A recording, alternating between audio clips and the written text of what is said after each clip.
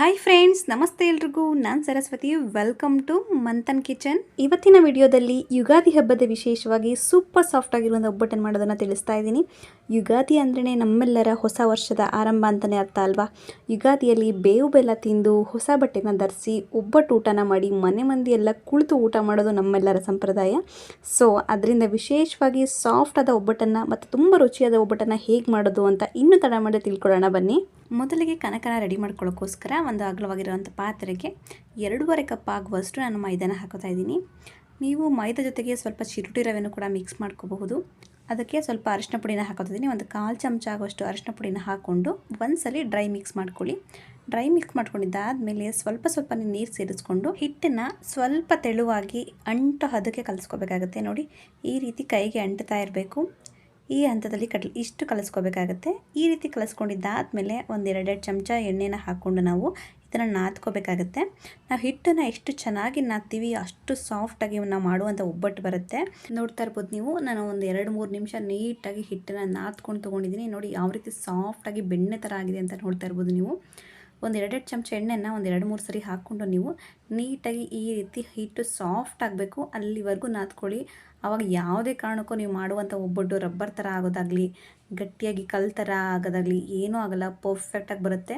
ನೀವು ಸ್ಟ್ರೆಚ್ ಮಾಡ್ದಂಗೆ ಈಸಿಯಾಗಿ ಸ್ಟ್ರೆಚ್ ಆಗುತ್ತೆ. ನೋಡಿ, ಈ ರೀತಿ ನೀಟಾಗಿ ಕಲಿಸ್ಕೊಂಡಿದ್ದಾದಮೇಲೆ ಮೇಲ್ಗಡೆ ಒಂದು 1 ಚಮಚ ಎಣ್ಣೆನ ಈ ಥರ ನೀಟಾಗಿ ಸವರ್ಕೋಬೇಕು. ನೋಡಿ, ಸ್ಟ್ರೆಚ್ಚಿಯಾಗಿದೆ.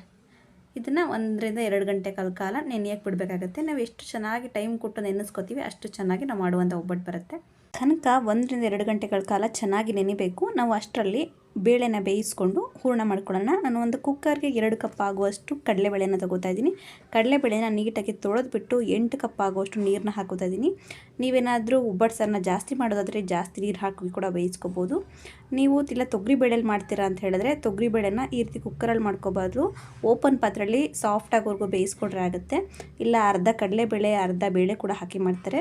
ನೀವು ಯಾವ ರೀತಿ ಮಾಡ್ತೀರಾ ನಿಮ್ಮಲ್ಲಿ ಆ ರೀತಿ ಮಾಡ್ಕೋಬೋದು. ನಾನಿಲ್ಲಿ ಕಡಲೆಬೇಳೆ ಯೂಸ್ ಮಾಡಿ ಮಾಡ್ತಾಯಿದ್ದೀನಿ. 2 ಕಪ್ ಕಡಲೆಬೇಳೆಗೆ 8 ಕಪ್ ಆಗುವಷ್ಟು ನೀರನ್ನ ಹಾಕಿ ಒಂದು 2 ಚಮಚ ಆಗುವಷ್ಟು ಎಣ್ಣೆನ ಹಾಕೋತಾ ಇದ್ದೀನಿ. ಎಣ್ಣೆ ಹಾಕೋದ್ರಿಂದ ಮೇಲ್ಗಡೆ ಜಾಸ್ತಿ ಉಕ್ಕಲ್ಲ ಅಂತ ಹೇಳಿ ಇದನ್ನು ಹಾಕಿ ಕುಕ್ಕರ್ ಮುಚ್ಚಳನ ಮುಚ್ಚಿ 3 ವಿಷಲ್ ತೆಗಿಬೇಕು. ಚೆನ್ನಾಗಿ ಬೇಯಬೇಕು ಅಂತ ಹೇಳಿದ್ರೆ 3 ವಿಷಲ್ ಬೇಕಾಗುತ್ತೆ. ಕುಕ್ಕರ್ ಆರಿ ತಣ್ಣಗಾಗಿದೆ ನೋಡ್ತಾ ಇರ್ಬೋದು ನೀವು. ಇವಾಗ ನಮ್ಮ ಕಡಲೆಬೇಳೆ ಚೆನ್ನಾಗಿ ಬೆಂದಿದೆ ಅಂತ ಚೆಕ್ ಮಾಡ್ಕೊಳ್ಳೋಣ.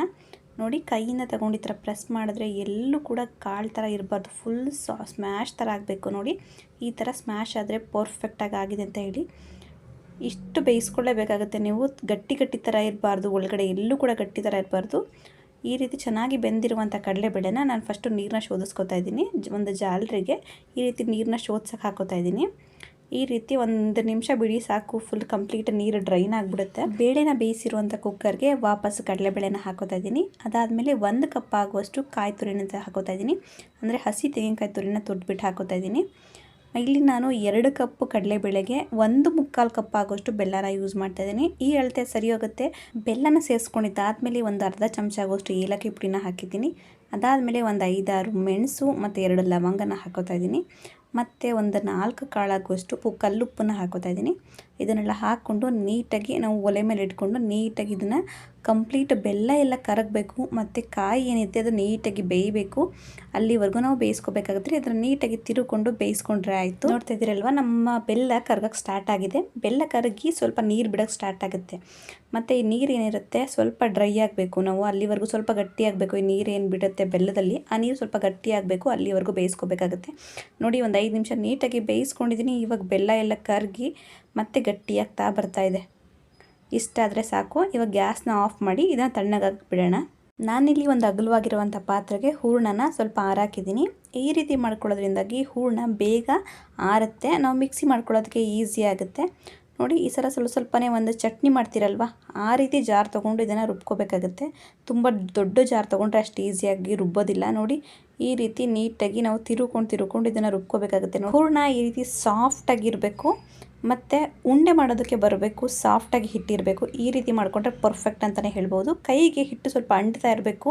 ತುಂಬ ಗಟ್ಟಿಯಾಗೂ ಇರಬಾರ್ದು, ತುಂಬ ತೆಳ್ಳಗೂ ಇರಬಾರ್ದು. ಇಲ್ಲ ತುಂಬ ತೆಳ್ಳಗಾದರೆ ನೀವು ಹುರ್ಗಡ್ಲೆ ಹಿಟ್ಟನ್ನು ಮಿಕ್ಸ್ ಮಾಡ್ಕೊಳ್ಳೋದು ಆ ರೀತಿ ಏನಾದರೂ ಮಾಡ್ಕೋಬೇಕಾಗುತ್ತೆ. ಇದು ಪರ್ಫೆಕ್ಟ್ ಆಗಿದೆ ನೋಡಿ. ಈ ರೀತಿ ಉಂಡೆ ಮಾಡೋಕ್ಕೂ ಬರ್ತಾ ಇದೆ, ಕೈಗೂ ಕೂಡ ಸ್ವಲ್ಪ ಅಂಟ್ತಾ ಇದೆ, ಪರ್ಫೆಕ್ಟ್ ಆಗಿದೆ. ಒಬ್ಬಟ್ಟನ್ನ ತಟ್ಕೊಳ್ಳೋಕ್ಕೋಸ್ಕರ ನಾನು ಇಲ್ಲಿ ಸ್ವಲ್ಪ ದಪ್ಪ ದಪ್ಪ ಉಂಡೆಗಳನ್ನ ಮಾಡಿ ತೊಗೊಂಡಿದ್ದೀನಿ. ನೋಡಿ ಕೈ ತುಂಬ ಇದೆ ಉಂಡೆಗಳು. ನಾನಿಲ್ಲಿ ದೊಡ್ಡ ದೊಡ್ಡ ಒಬ್ಬಟ್ಟನ್ನ ಮಾಡ್ತಿರೋದಾಗಿ ದೊಡ್ಡ ದೊಡ್ಡ ಉಂಡೆಗಳನ್ನ ಮಾಡಿ ತೊಗೊಂಡಿದ್ದೀನಿ.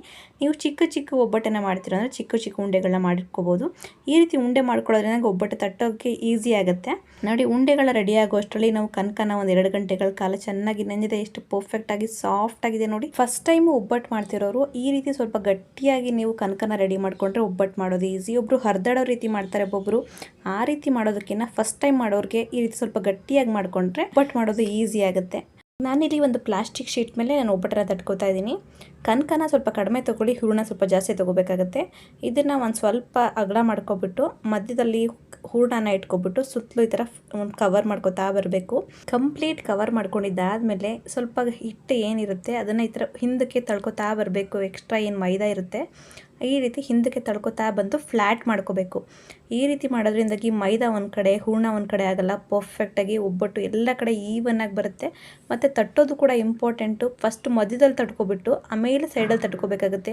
ನೀವು ಸೈಡಲ್ಲೇ ಫಸ್ಟ್ ತಟ್ಕೋತಾ ಹೋದರೆ ಹೂರಣ ಒಂದು ಕಡೆ ಆಗುತ್ತೆ, ಮೈದಾ ಒಂದು ಕಡೆ ಆಗುತ್ತೆ, ಪರ್ಫೆಕ್ಟಾಗಿ ಬರೋದಿಲ್ಲ.